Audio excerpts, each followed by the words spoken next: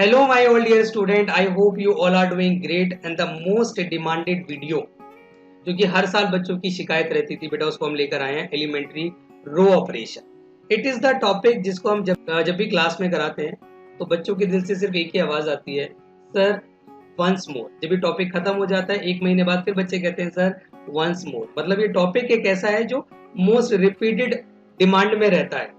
बच्चा कहता है कि बार बार कराते रहो, इसलिए वीडियो बन रही है। वीडियो की एडवांटेज आपको मिल जाएगी, आपने एक बार देखना है, दो बार देखना है, जब तक आपको समझ में ना आए। वैसे तो ऐसी जरूरत नहीं पड़ेगी, मैं इस वे में इस वीडियो को आगे लेके जाऊंगा कि एक ही बार में आपको समझ में आ जाएगा। जो कॉन्सेप्चुअल अप्रोच है इस एक्सरसाइज की वो हम समझेंगे, लेकिन वीडियो एंड तक देखोगे तब। पर एक बार में देखना बेटा, टुकड़ों में मत देखना। एलिमेंट्री रो ऑपरेशन गारंटी ले रहा हूँ।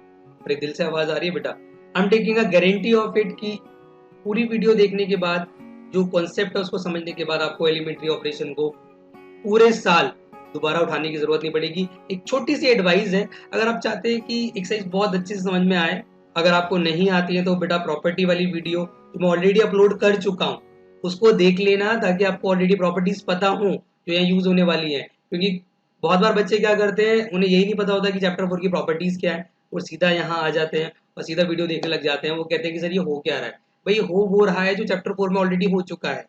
तो इसलिए एक्सरसाइज नंबर 4.2 की जो खाली प्रॉपर्टीज है वो समझ के इस वाली एक्सरसाइज की तरफ आना और इसको करना 100% क्लियर होगा। अच्छा, एक चीज मैं आपको और बता दूं बच्चे, मैं आपको एलिमेंट्री रो ऑपरेशन करा रहा हूँ। मतलब कि हम यहाँ पे जो भी प्रॉपर्टीज लगाएंगे, रो ऑपरेशन की खास बात क्या होती है, एक होता है रो ऑपरेशन, एक होता है कॉलम ऑपरेशन। रो ऑपरेशन ये कहता है कि once you have applied the property in the row, अगर आपने कोई प्रॉपर्टी रो में लगा दी तो आप कॉलम में कोई प्रॉपर्टी नहीं लगा सकते। आपको पूरा question till and row property से ही सॉल्व करना पड़ेगा। और कॉलम ऑपरेशन ये कहता है कि अगर आपने कोई प्रॉपर्टी कॉलम में लगा दी स्टार्टिंग में तो आप रो में नहीं लगा सकते। मतलब रो और कॉलम का कॉम्बिनेशन लेके नहीं चल सकते। या तो आपने पूरा जो क्वेश्चन है वो रो ऑपरेशन से करना पड़ेगा, या जो पूरा क्वेश्चन है वो कॉलम ऑपरेशन से करना पड़ेगा। एग्जाम में क्या आता है, ये एग्जाम के लिए क्या इंपॉर्टेंट है या इजी क्या पड़ता है, वो है रो ऑपरेशन। और मेरा सारा फोकस जो रहेगा वो इसी पे रहेगा कि आप रो ऑपरेशन सीखो। क्योंकि एग्जाम में कभी लिखा हुआ नहीं आता आपको कि रो ऑपरेशन से करना है कि कॉलम ऑपरेशन से करना है। तो वो आपसे बोलेगा एलिमेंट्री ऑपरेशन से करना है, आप रो ऑपरेशन लगा देना, आपका बहुत इजीली इनवर्स आ जाएगा।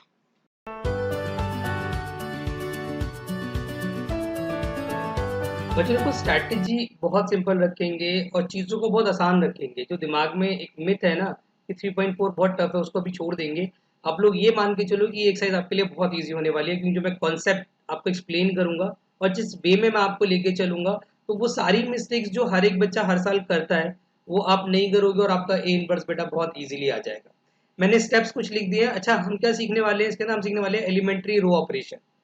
स्टेप्स जो मैंने लिखे हुए हैं मैं आपको एक्सप्लेन कर देता हूँ कि आपको जो ए या जो भी वहाँ पे मैट्रिक्स देगा उसका अगर आपको इन्वर्स निकालना है तो how can we do it. Step by step चलते हैं। स्टेप नंबर 1 मैंने लिखा है, first of all obtain the square matrix से ए। जो भी वो आपको मैट्रिक्स देगा आपने उसको एक पर्टिकुलर क्या दे देना है, आपको नेम दे देना है। अब वो आपकी मर्जी, आप उसे ए मानो, बी मानो, सी मानो। बट क्योंकि एक स्टैंडर्ड तरीका है तो मैं आपको एडवाइस करूंगा जो भी वो आपको देगा मैट्रिक्स, लेट सपोज आपने उसको ए मान लिया, अब आपने उस ए का इन्वर्स निकालना है। आप एडजॉइंट यूज नहीं कर सकते, कोफैक्टर यूज नहीं कर सकते, डिटर्मिनेंट यूज नहीं कर सकते। मतलब जो हमने चैप्टर नंबर 4 में सीखा है डिटर्मिनेंट से, आप वो वाला कॉन्सेप्ट यहाँ नहीं लगा सकते। तो आपने सबसे पहले तो जो भी मैट्रिक्स है उसको ए मान लेना। अब क्योंकि आप यहाँ पे ऑपरेशन लगा रहे हैं कौन सा, रो ऑपरेशन, तो फिर मैंने क्या लिखा है, always right A in terms of sorry का आई ए आपको लिखना है। मतलब अगर आप लगा रहे हैं रो ऑपरेशन, ये बात दिमाग में रखना, if you are applying the row operation तो उस केस में a is equal to I A लिखना होता है। But if you are applying the column operation, ये एक बहुत बड़ा मिथ है जो मैं बता दूं बेटा, ये बात एक ही है, कोई ज्यादा खास फर्क पड़ता नहीं है, बट स्टिल लिखने का एक तरीका है कि अगर आप रो ऑपरेशन लगाएंगे तो आई जो है वो पहले आएगा, अगर आप कॉलम ऑपरेशन लगाएंगे तो, एक मिनट ये मैं गलत लिख दिया, a इज इक्वल टू ए आई लिखेंगे। बट क्योंकि मैंने आपसे बोल दिया कि कॉलम ऑपरेशन आप दिमाग में रखो ही मत, आपने सिर्फ एक ही चीज दिमाग में रखनी है, that is the row operation. तो आपने क्या करना है, बोले बच्चों a is equal to I A लिख देना। स्टेप नंबर 3 मैंने क्या लिखा है कि perform the sequence of elementary row operations. मतलब आपने एलिमेंट्री मतलब कि क्या है बेटा, रोज में ना आपने प्रॉपर्टीज लगानी है। सिर्फ रोज में लगानी है, कॉलम में नहीं लगा सकते, क्योंकि हम क्या सीख रहे हैं, हम सीख रहे हैं एलिमेंट्री रो ऑपरेशंस। और जो भी आप लगाएंगे प्रॉपर्टी वो लगाएंगे एलएचएस में ए के अंदर, मतलब यहाँ पे जो ए है इसके अंदर आप यूज करेंगे क्या बेटा, प्रॉपर्टीज। कौन सी प्रॉपर्टीज, जो डिटर्मिनेंट में सीखी हुई है आपने एक्सरसाइज नंबर 2 में।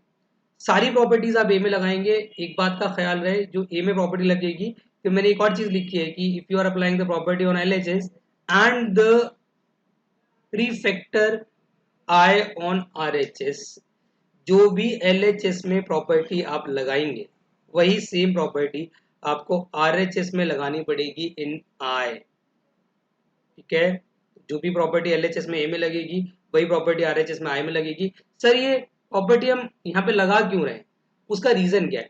हमारा एक एम होता है बच्चों, हमारा एम क्या होता है, हमारा एम होता है कि हमें ए को कन्वर्ट करना होता है इन टर्म्स ऑफ आई। जो ये वाला ए है ना, ये वाला जो ए जो एलएचएस में है, हमें इसे कन्वर्ट करना होता है इन टर्म्स ऑफ आई। मतलब कि आई आपको बताइए बेटा, जैसे फॉर एग्जांपल अगर मैं लूँ आपका 2x2 मैट्रिक्स, तो आई क्या होता है 1 0 0 1।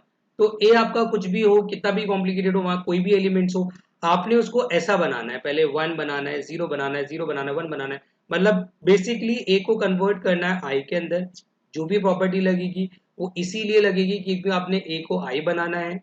अब ये सवाल उठता है कि सर फिर आई से होगा क्या, मैंने तो यहाँ पे लिखा हुआ भी है, मैंने लिखा है कि आपने आई में लगा दी प्रॉपर्टी।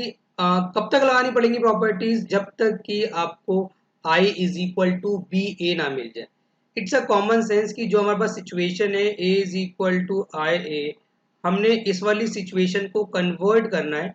मतलब ये जो ए है उसे आई बना देना है, जो ए है जो मतलब एलएचएस में ए है उसे आई बना देना है। और जो प्रॉपर्टीज आप ए को आई बनाने में लगाओगे वही सेम प्रॉपर्टी आप आई में भी लगाओगे, तो अल्टीमेटली जो आपका आई है वो क्या बन जाएगा, बी बन जाएगा। और ये वाला जो ए है ना, ये वाला जो ए, इसको कोई फर्क नहीं पड़ेगा, इट विल रिमेन सेम। तो अगर आपकी ये सिचुएशन बन जाती है, जो आपने शुरुआत करी थी ए इज इक्वल टू आई ए से, अगर वो कन्वर्ट हो जाता है I is equal to B ए में, तो इम्प्लाइज मैंने क्या बोला है, तो आपका जो बी है जो ए के साथ मल्टीप्लाई में है दैट्स योर ए इनवर्स। तो हमारा आप सीधा लिख देते हैं A inverse is equal to B हो जाएगा। अब बच्चे कहते हैं सर ऐसा कैसे कर दिया आपने, इट्स अ कॉमन सेंस बच्चों, आपने चैप्टर 4 में भी सीखा है कि ए इनवर्स इंटू ए तो आई के बराबर होता है। तो अगर बी को ए से इंटू करने के बाद आई आ रहा है, तो जो बी है वो अपने आप में क्या रहा होगा, ए इनवर्स रहा होगा। तो इसलिए हम बी को क्या मान लेते हैं बच्चों, ए इनवर्स मान लेते हैं। अब ये तो स्टेप तो क्लियर हो गया सर कि हमें ए को आई बनाना है, चलो हम लगा देंगे। बस बच्चों को मेन इशू जो आता है वो पता है क्या आता है, कि जब वो ए को आई में कन्वर्ट करते हैं तो उन्हें ये नहीं पता होता कि सर कौन सा स्टार्टिंग में बनाना है। मतलब स्टार्टिंग में किस में प्रॉपर्टी लगनी चाहिए, हमें पहले 1 बनाना चाहिए कि पहले 0 बनाना चाहिए। और बच्चे क्या कर रहे होते हैं, एट रेंडम कुछ भी लगा रहे होते हैं। और यही एक बहुत बड़ा रीजन है कि जिसकी वजह से बच्चों का आंसर नहीं आता। तो मेरी एडवाइस मानना बच्चों, अगर आप चाहते हैं एलिमेंट्री ऑपरेशन में जब आप प्रॉपर्टी लगाएं आपका आंसर एक ही बार में आ जाए, तो इसको करने का एक पर्टिकुलर पैटर्न है, आपने उसी को फॉलो करना है। अगर आपका ऑर्डर होगा 2x2 तो एक अलग पैटर्न है, अगर ऑर्डर होगा आपका 3x3 तो एक अलग पैटर्न है। दोनों पैटर्न मैं आपको सिखा रहा हूँ, उसके बाद आप इजीली जज भी कर लेंगे कि आप कैसे ए को आई बना सकते हैं, और आंसर में भी कभी भी आप मात नहीं खाएंगे।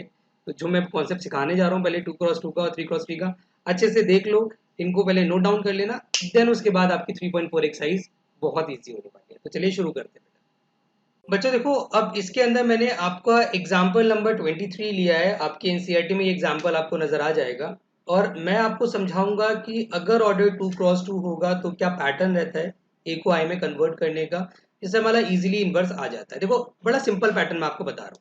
आपको ये चीज कंफर्म्ड है कि आपको ए को आई बनाना है, इट्स कंफर्म। आपको आई ऑलरेडी ये भी पता है कि आई क्या होता है, आई होता है 1 0 1 0। मैं ऑर्डर 2x2 की बात कर रहा हूँ। तो बहुत ही सिंपल पैटर्न है जो आपने फॉलो करना होता है। आपको सबसे पहले बनाना होता है बच्चे 1, सबसे पहले 1 बनाना है। मैं बोल सकता हूँ दिस इज स्टेप नंबर 1। मैं इसको ना एक काम करता हूँ, स्टेप्स के हिसाब से आपको एक्सप्लेन कर देता हूँ कि स्टेप्स क्या हैं ये, तो आपको अच्छे से क्लियर हो जाएगा। स्टेप बाय स्टेप चलते हैं, ठीक है बच्चों। और फिर यही स्टेप मैं आपको अप्लाई करके भी दिखा दूंगा कि अप्लाई होते कैसे हैं स्टेप। ये है स्टेप नंबर 1। सबसे पहले आपने बनाना है ए में, जो ए है उसका सबसे पहले स्टार्टिंग कॉलम का 1 बनाना है, कॉलम नंबर 1 का पहले 1 बनाना है। फिर अगला स्टेप रहेगा ये एरो सा बना देता हूँ। अगला स्टेप रहेगा कि उसी कॉलम के आपने जितने भी जीरो है वो बनाने। This is step number 2। Column number 1 का सबसे पहले 1 बनाना है, उस कॉलम में जितने बच गए उन सबको 0 बनाना है। फिर अगले कॉलम पे जंप करना और अगले कॉलम का पहले 1 बनाना है। अगले कॉलम का पहले 0 मत बना देना, अगले कॉलम का पहले 1 बनाना है। मतलब आपने यहाँ पर ये तीसरा स्टेप आपका गया, ये आपका तीसरा स्टेप है कि आपने अगले कॉलम का 1 बनाया और उसी 1 को यूज करके हमेशा ध्यान रखना जिस कॉलम में आप 1 को बना रहे हैं उसी 1 का यूज करके आपने उस कॉलम के अदर एलिमेंट को बेटा 0 करना पड़ेगा। ये एक ऐसा स्टेप बता रहा हूँ जो अक्सर बच्चे भूल जाते हैं, मिस्टेक करते हैं। तो जो आपने स्टेप नंबर जो 3 में आपने 1 बनाया है उसी 1 का इस्तेमाल करके आप आखिरी वाले को 0 बनाएंगे। तो ये आपका रहेगा पैटर्न। इसलिए हम बोलते हैं कि अगर आप कर रहे हैं 2 क्रॉस 2 तो मैं यहाँ लिख भी देता हूँ कि इन ऑर्डर टू क्रॉस 2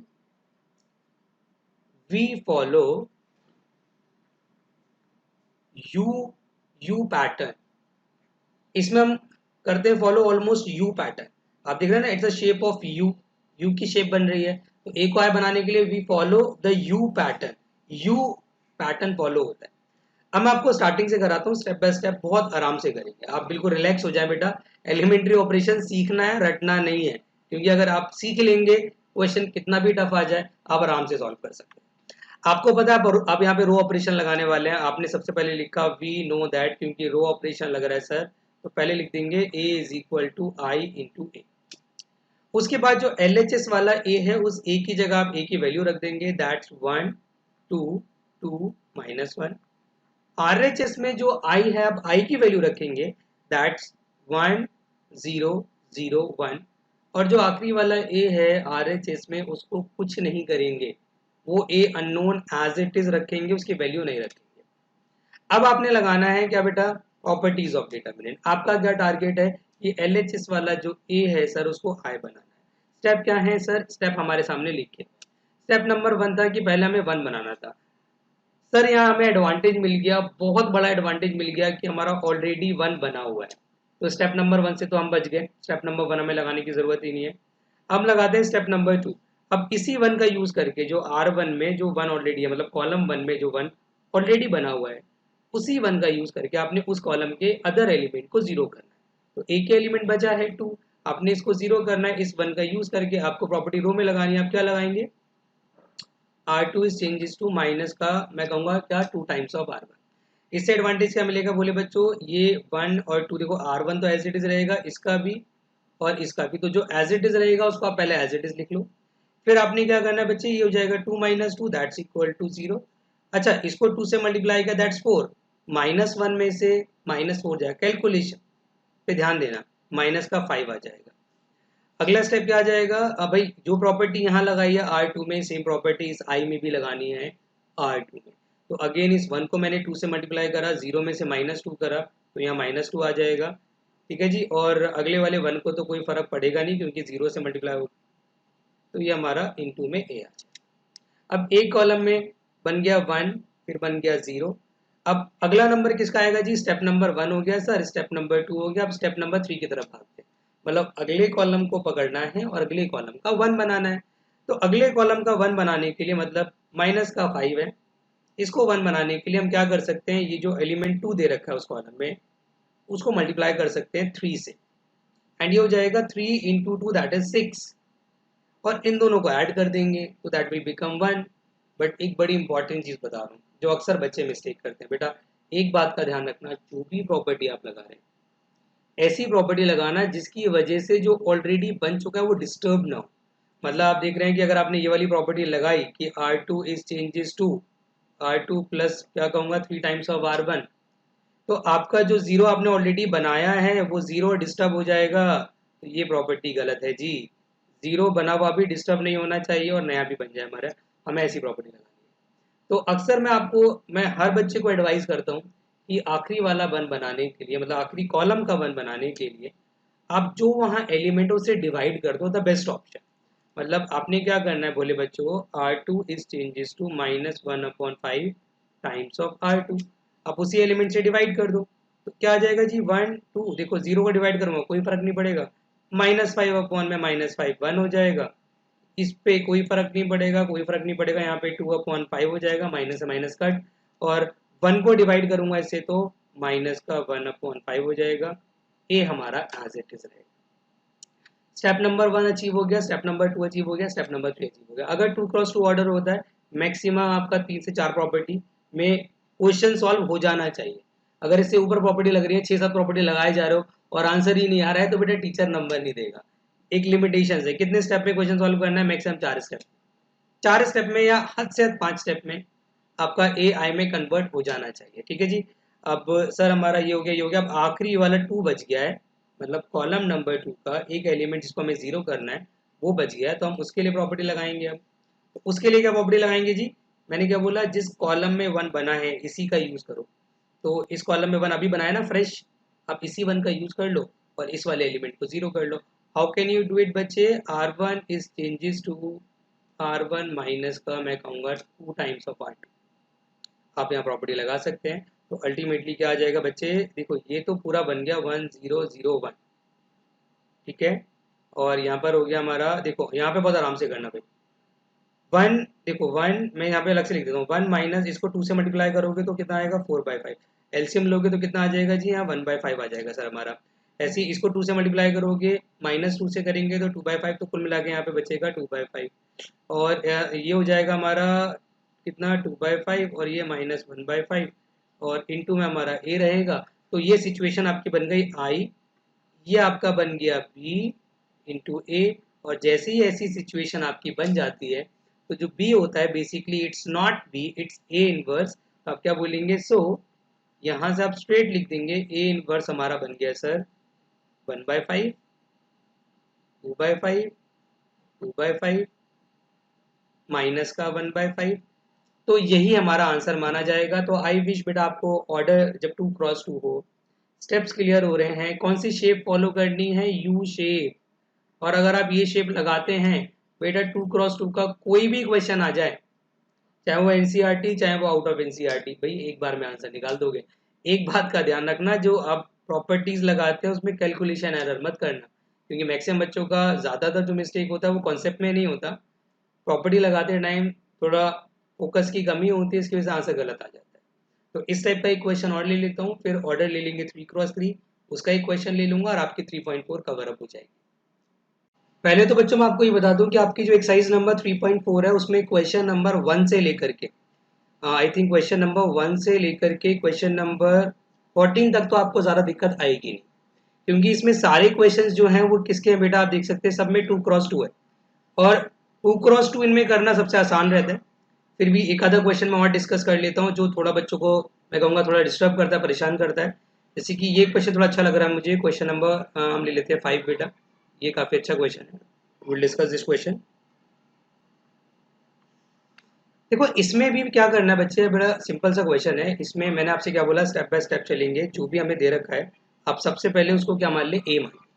तो इसको लेट सपोज मैंने क्या मान लिया बच्चे, लेट सपोज हमने इसको ए ले लिया, तो ए इज इक्वल टू कितना हो गया जी 2 1 7 4। एल्गोरिदम हमें पता है कि हमें पहले 1 बनाना है, फिर 0 बनाना है, फिर 1 फिर 0, यू शेप फॉलो करनी है। तो आप क्या लिखेंगे, वी नो दैट, स्टार्टिंग वही रहेगी बच्चे, आपने क्या करा, वी नो दैट स्टार्टिंग में लिख दिया a is equal to I into में ए। अच्छा a की वैल्यू रख देनी है आपने कितनी बेटा, 2 आ जाएगा, 7 आ जाएगा, 1 आ जाएगा, 4 आ जाएगा, और i की जगह 1 0 0 1 ए एज इट इज रहेगा। अच्छा एक छोटी सी एडवाइस मैं और कर रहा हूँ, कई बार ना एक आधा क्वेश्चन आपकी एक्सरसाइज 3.4 में ऐसा भी है जिसका इन्वर्स ही एग्जिस्ट नहीं करेगा, और बच्चा खामखा उस पर मेहनत कर रहा होता है, वो खामखा इन्वर्स निकाल रहा होता है, जबकि उसका इन्वर्स एग्जिस्ट करना नहीं है। तो मेरी एडवाइस क्या रहती है बच्चों, इसको ना साइड में आप ए का डिटर्मिनेंट निकाल के चेक कर लेना, इन्वर्स एग्जिस्ट करेगा कि नहीं। मतलब आपको पता है कि अगर मैं इसको मल्टीप्लाई करूँ तो 8 - 7 दैट इज इक्वल टू 1, अगर हमारा determinant of A equal to 0 नहीं आता है तो इन्वर्स एग्जिस्ट करता है। अगर आपने डिटर्मिनेंट निकाला इक्वल टू 0 आ गया तो इन्वर्स एग्जिस्ट नहीं करता। ये रफली काम करना है, फेयर वर्क नहीं है, ये बात ध्यान रखना। अब आपके दिमाग में एकदम से क्या आना चाहिए बच्चों, आपके दिमाग में वही आना चाहिए कि ए को कन्वर्ट करना आई में, और एल्गोरिदम पता ही है हमें कि सबसे पहले 1 बनाना है, कॉलम नंबर 1 का 1 बनाना है, देन उसका यूज करके 0 एंड एटसेट्रा एटसेट्रा। अब जैसे फॉर एग्जाम्पल ये 2 है, अगर इसको 1 बनाना है तो हम क्या प्रॉपर्टी लगा सकते हैं, हम लगा सकते हैं R1। लेकिन यार दिक्कत ये है कि सर R1 में अगर इसको 1 बनाना है तो ये वाला एलिमेंट तो इसके कंपैरिजन में बड़ा है, और ये वाला एलिमेंट अगर बड़ा है तो सब्ट्रैक्ट करके 1 कैसे बन जाएगा सर, इट्स इम्पॉसिबल। तो मैं बच्चों को हमेशा एडवाइस करता हूँ कि अगर सेकंड वाली रो में जो भी एलिमेंट है वो स्टार्टिंग वाली रो के कंपैरिजन में बड़ा आ जाता है तो you have to exchange the rows. But आप स्टार्टिंग में रोज एक्सचेंज कर दो, क्योंकि ना इसमें से इसको सब्ट्रैक्ट करके या कुछ भी करके 1 नहीं मिलने वाला हमें। तो हम क्या कर सकते हैं, हम सबसे पहले एक्सचेंज करेंगे R1 is exchange bye R2, और जो भी प्रॉपर्टी यहाँ लगेगी सेम प्रॉपर्टी यहाँ लगानी पड़ेगी। तो इट विल बिकम, देखो 7 यहाँ आ जाएगा, 4 यहाँ आ जाएगा और 2 1 नीचे चला जाएगा, और यहाँ भी प्रॉपर्टी लगेगी तो ये हो जाएगा 0 1 1 0। और आपको पता है जब एक्सचेंज प्रॉपर्टी लगाते हैं तो क्या लगाना पड़ता है, माइनस लगाना पड़ता है। ऑब्वियस सी बात है, इधर भी माइनस लगेगा, इधर भी माइनस लगेगा, माइनस से माइनस कट जाएगा, तो लिखने की जरूरत ही नहीं। आप अगर ये चीज स्टेप स्किप भी कर दें, माइनस लिख के ना दिखाएं तो भी कोई दिक्कत नहीं है, आप स्किप कर सकते हैं। अब आप देखेंगे कि ये वाला एलिमेंट इसके कंपैरिजन में छोटा हो गया है सर, हमारे लिए अब स्टार्टिंग वाले कॉलम में 1 बनाना आसान हो गया। कैसे हम प्रॉपर्टी लगा सकते हैं, R1 is exchange bye R1 minus the 3 times of R2। तो हमने प्रॉपर्टी लगा दी बच्चे, तो हम क्या करेंगे ध्यान समझना भाई, इसमें से इसको माइनस करेंगे, दैट्स 1 हो जाएगा, राइट। और ये क्या हो जाएगा, ये हो जाएगा आपका, देखो इसको मैंने इंटू किया 3 से तो यहाँ पर भी 1 ही आ जाएगा। ये वाला 2 एज इट इज रहेगा, 1 एज इट इज रहेगा। यहाँ आ जाते हैं भाई, जो प्रॉपर्टी यहाँ लगाई है सेम यहाँ लगेगी, तो 0 मैं कहूँगा -3, दैट्स -3 आ जाएगा। ये वाले 1 को कोई फर्क नहीं पड़ेगा, 1 0 एज इट इज रहेगा। उसके बाद मैंने आपसे कहा है कि स्टार्टिंग कॉलम में जो भी आप 1 बनाएंगे उसी 1 का यूज करके आपको अगले वाले एलिमेंट को क्या करना पड़ेगा, 0 करना पड़ेगा, उसी कॉलम के फर्स्ट कॉलम के। तो आपने क्या प्रॉपर्टी लगानी है यार, इसको 0 करना है इस 2 को, और इस 1 का यूज करके करना है। तो we must apply the property R2 is changes to R2, इसमें प्रॉपर्टी लगेगी R2 is changes to R2 minus 2 times of R1। तो आपने प्रॉपर्टी लगाई बच्चे, तो अल्टीमेटली यहाँ पे क्या बन गया ध्यान समझना भाई, ये 1 1 तो एज इट इज रहेगा, और यहाँ पर की अगर मैं बात करूँ तो ये -3 1 एज इट इज रहेगा। जो रोज एज इट इज है आप उसको लिख लोगे पहले, आपको एडवांटेज मिलेगा। देन आपने इसको 0 करना है, तो what you will do is सीधा सीधा माइनस करोगे, दैट विल बिकम 0। अच्छा यहाँ पे 2 से इंटू किया तो ये कितना हो गया -2, 1 -2 करूंगा तो कितना आ जाएगा, माइनस का 1 आ जाएगा। यहाँ पर करेंगे, देखो इसको 2 से इंटू किया तो कितना हो गया, ये 6 हो गया, तो 1 में 6 ऐड कर दूंगा, दैट विल बिकम 7। और यहाँ पे करूंगा into, it will be minus का 2, और इंटू में ए हमारा एज इट इज रहेगा। ठीक है जी, तो अल्टीमेटली हमारा देखो 1 बन गया, 0 बन गया। बट अब क्या करना है, जब स्टार्टिंग कॉलम कंप्लीट हो गया तो अगले कॉलम पे जंप कर दो, और अगले कॉलम का सबसे पहले क्या बनाना है, 1 बनाना है, 0 पे ध्यान मत देना। तो अब इसको आपने क्या करना है, 1 करना है। How can you do it, मैंने बोला आखिरी 1 बनाना है, ज़्यादा दिक्कत लेने की ज़रूरत ही नहीं है, उसी से डिवाइड कर दो जो एलिमेंट वहाँ है। यहाँ तो यार -1 से क्या ही डिवाइड करे, एक काम करते हैं, we can apply the property R2 minus times of R2, मतलब सिर्फ R2 को आप क्या करो, माइनस से मल्टीप्लाई कर दो, और आपका ये पॉजिटिव का 1 बन जाएगा। तो ये 1 एज इट इज रहेगा, 1 एज इट इज रहेगा, 0 ये 1 हो जाएगा। देखो जी यहाँ पे आ गया माइनस का 3, ये हो गया 1, इसको इंटू करूंगा विद माइनस तो ये -7 हो जाएगा, +2, मतलब जो भी साइन थे वो चेंज कर दिया हमने। आखिरी प्रॉपर्टी जो सर यहाँ लगेगी इस अगले वाले कॉलम का 0 बनाने के लिए, हम इस वाले 1 का यूज करेंगे, और साफ साफ नजर आ रहा है हम R1 is changes to R1 minus R2 कर देंगे, तो इजीली हमें जो चाहिए वो मिल जाएगा बच्चे। तो हमने प्रॉपर्टी लगा दी, तो देखो यहाँ पे बन गया 1 0 0 1 इज इक्वल टू में, अच्छा इसमें से इसको माइनस करोगे दैट विल बिकम 4, क्योंकि ये -3 +7, इसमें से इसको माइनस करोगे दैट्स माइनस का 1, ये हो जाएगा माइनस का 7, ये हो जाएगा 2 एज इट इज, इनटू में a। बच्चों इसको हम लिख सकते हैं i, that will be b into a। और मैंने आपसे क्या बोला था, सो a इनवर्स हमारा क्या माना जाता है, b, तो a inverse is equal to कितना हो जाएगा जी, 4 -1 -7 and 2, and that will be your final answer। तो 100% आई एम श्योर कि ऑर्डर अगर 2 क्रॉस हो तो बेटा आप ये वाला क्वेश्चन 100% सीबीएसई में अटेम्प्ट करके आ रहे हो। अच्छा पता है दिक्कत क्या है बेटा, ये वाले क्वेश्चन ज्यादा नहीं आते, 2 क्रॉस 2 का आने के चांसेस रेयर रहते हैं। अगर ये आया भी एग्जाम में तो ये 3 नंबर का आएगा, राइट। लेकिन अगर मैं बात करूं बेटा, जो कि पहले 6 नंबर में आता था और वही क्वेश्चन 5 नंबर में, तो वो ऑर्डर आएगा 3x3। और बच्चों को जो दिक्कत आती है वो 3x3 में आती है। 2x2 तो मैक्सिमम बच्चे कर ही लेते हैं, जो 3x3 है वो ज़्यादा परेशान करता है। तो उसको आप अच्छे से और देख लेना। अगर ये वाला 3x3 आपको समझ में आ गया, एलिमेंट्री ऑपरेशन बेटा आप 100% अटेम्प्ट करके आओगे एट एनी कॉस्ट। तो 3x3 के जो मैं कहूँगा स्टेप्स हैं, जिसको करने का पर्टिकुलर मैं कहूँगा पैटर्न है, उसको समझना है। एक क्वेश्चन ये वाला देखना है और 2 से 3 क्वेश्चन खुद से भी करने हैं। बच्चों अब आ जाते हैं मुद्दे की बात पे, क्योंकि अब आ गया ऑर्डर 3x3। तो बेटा मैं एडवाइस करूंगा अपना फोकस की जो इंटेंसिटी है बढ़ा लो, क्योंकि ये बहुत आराम से समझेंगे और स्टेप बाय स्टेप चलेंगे और ये क्लियर होते हैं आपका एलिमेंट्री ऑपरेशन खत्म है। पहले मैं आपको समझाता हूँ कि ए को अगर आपको कन्वर्ट करना है आई के अंदर तो इसमें क्या रहता है पैटर्न और कौन से स्टेप्स लगते हैं। देखो ए को आई में आपको कन्वर्ट करना है, आपको पता ही है। और आई कितना होता है यार, आई होता है 1 0 0 0 1 0 0 0 1। We know that. स्टेप्स क्या लगते हैं जी, स्टेप्स समझ लो। स्टेप्स क्या लगते हैं इसके अंदर, आराम से देखना भाई। यहां पर सबसे पहले बनाना पड़ता है 1। This is step number 1। फिर इसी 1 का यूज करके आपने बनाना होता है अगला वाला 0 और उससे अगला वाला 0। ये तो आप एक ही स्टेप में कर सकते हैं, अगर आपको कन्वीनियंट हो, या आप 2 स्टेप में कर सकते हैं। मतलब इस 1 का इस्तेमाल करके उसी कॉलम के 2 0 बनेंगे। तो यहाँ पे कितने स्टेप हो गए, पहले कॉलम में 3 स्टेप हो गए। फिर अगले कॉलम की तरफ बढ़ते हैं, फिर अगले कॉलम में सीधा जंप करते हैं यहाँ पर। और उसका मैं कहूंगा स्टेप नंबर 4 होता है कि पहले अगले कॉलम का 1 बनता है। ऑब्वियस सी बात है, ये 1 अगले कॉलम में कहाँ होता है, बीच में होता है। तो अगले कॉलम का पहले 1 बनता है, फिर इसी 1 का यूज करके बेटा ये वाला 0 बनता है, ये वाला 0 बनता है। ये स्टेप नंबर 6 हो गया। भैया 2 कॉलम में 3 और 3 6 स्टेप हो चुके हैं। तो उसके बाद फिर जंप करते हैं सीधा कहाँ पर, उसके बाद जंप करते हैं हम अगले कॉलम पे। और अगले कॉलम का मैं कहूँगा ये स्टेप नंबर 7 है। सबसे पहले 1 बनता है, देन उसके बाद अगला स्टेप क्या रहता है, दैट विल बी 0। मैं कहूँगा स्टेप नंबर 8 हो जाएगा एंड स्टेप नंबर 9 0। तो almost we can say we follow the W shape. मतलब इसमें जो हो रही है फॉलो, पहले 1 0 0 फिर यूं जा रहे हैं, फिर ऐसे करके यूं जा रहे हैं। तो ऑलमोस्ट हम कहेंगे almost we follow a W shape. तो डब्ल्यू शेप में अगर आप जाएंगे तो बेटा कभी आंसर गलत नहीं आ सकता।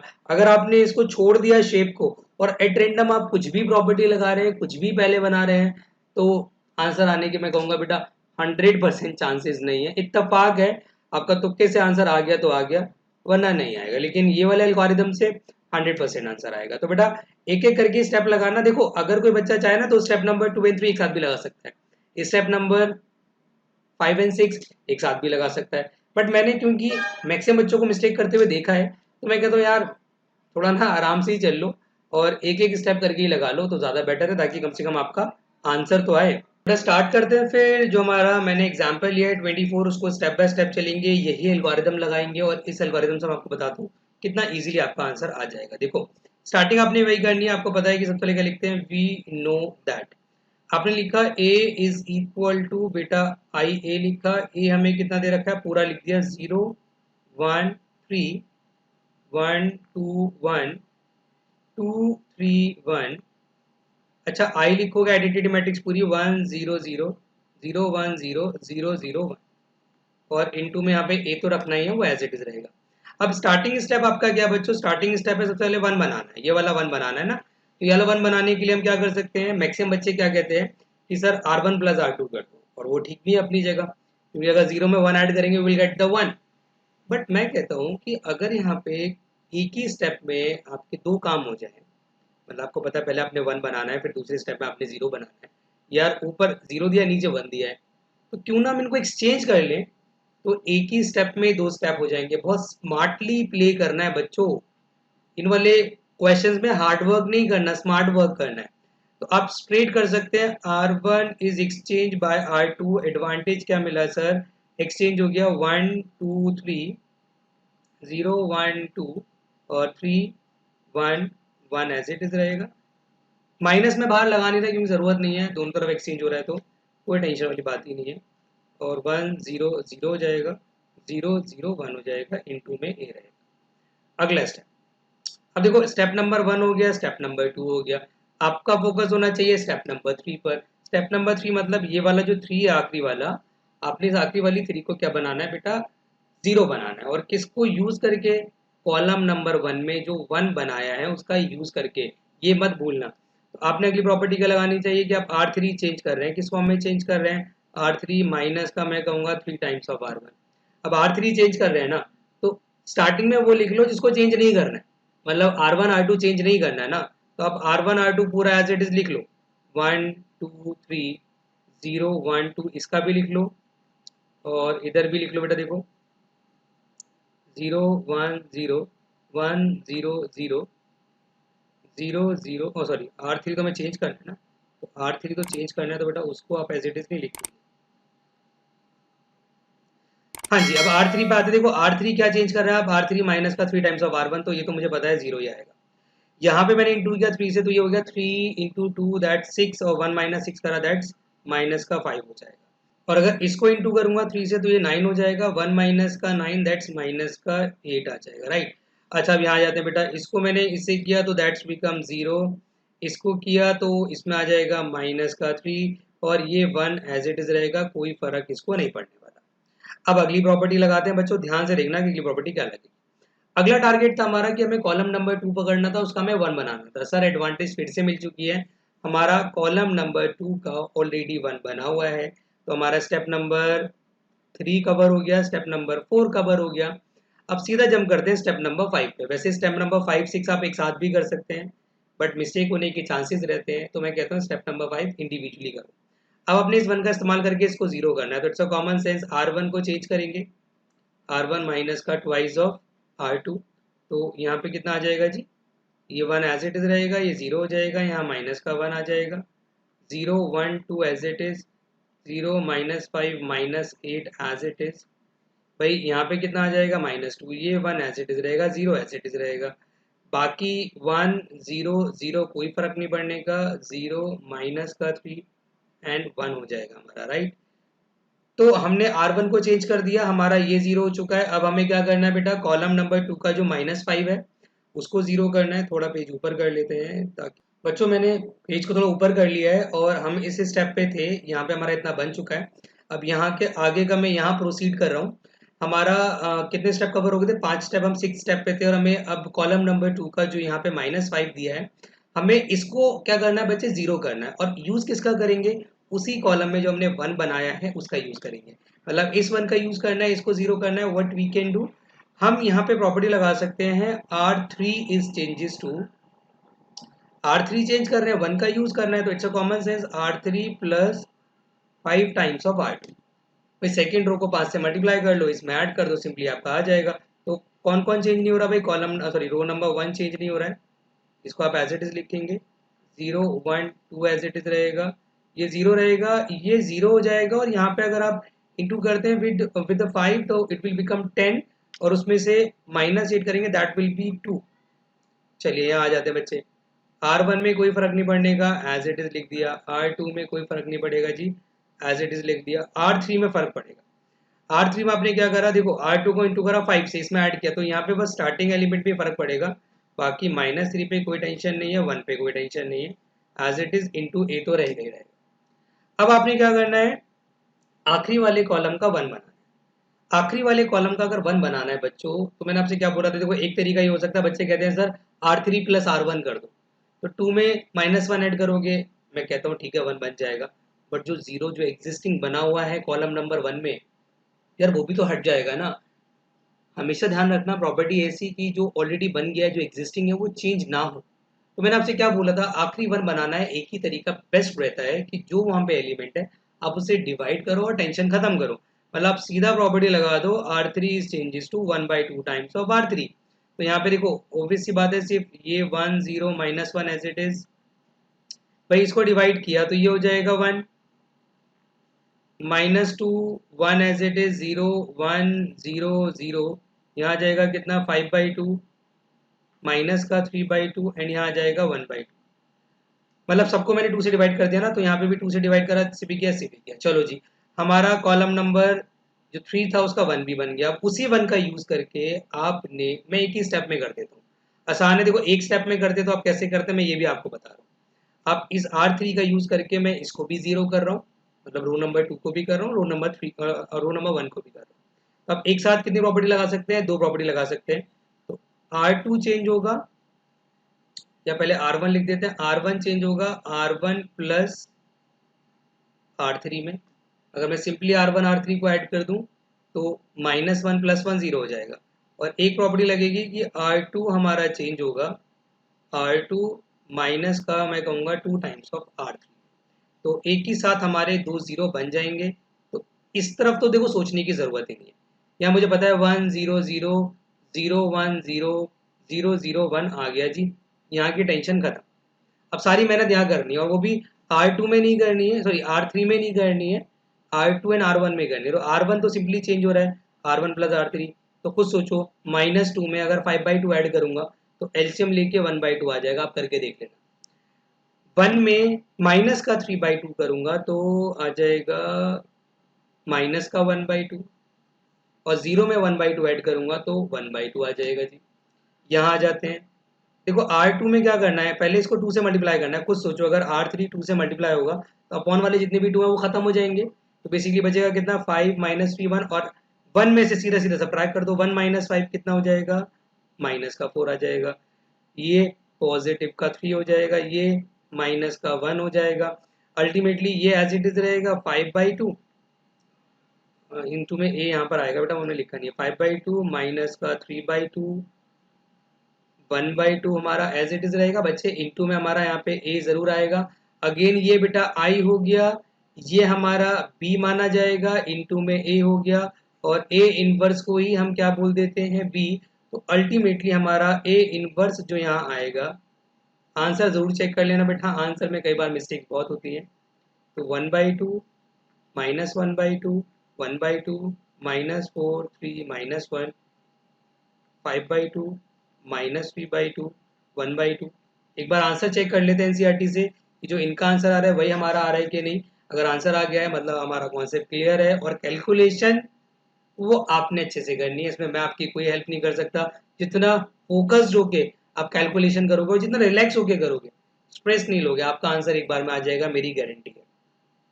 तो आंसर बेटा आप लोगों के लिए मैंने एनसीईआरटी का यहाँ पे ले लिया, और हमारा आंसर बिल्कुल यही आ रहा था, मतलब हम लोग का आंसर एक ही बार में आ गया। और क्यों आ गया, क्योंकि हमने वही एल्गोरिथम फॉलो किया है जो एक स्टैंडर्ड तरीका इनको सॉल्व करने का होता है। तो बेटा आपको एलिमेंट्री ऑपरेशन अच्छे से समझ में आ गया है। आपको अपनी रिस्पॉन्सिबिलिटी पता है। वीडियो खत्म होने के बाद कोशिश करना कि जितनी जल्दी हो उतनी जल्दी पूरी 3.4 के सारे क्वेश्चंस आप अटेम्प्ट कर लेना, और जो भी डाउट आएंगे you will ask me in the class. अगर वीडियो पसंद आई है बेटा तो लाइक करना मत भूलना। आपको पता है बेटा बहुत मेहनत लगती है वीडियो बनाने में, और आपको एक लाइक करने में माइक्रो सेकेंड्स लगते हैं। हम लोग को अच्छा लगता है, आप लोग को वीडियो पसंद आती है, आप लाइक करते हैं, थोड़ा मोटिवेशन बनता है। तो इसलिए वीडियो को लाइक जरूर करना, और अगर अभी तक सब्सक्राइब नहीं किया चैनल को तो सब्सक्राइब करना बेटा। और बेटा एक आखिरी में काम करना मत भूलना, जिन जिन बच्चों को एलिमेंट्री ऑपरेशन से डर लगता है, जिनको लगता है कि 3.4 समझ नहीं आ रही है, उन सभी फ्रेंड से इस वीडियो को 100% शेयर करना बेटा। मिलते हैं अगली वीडियो में।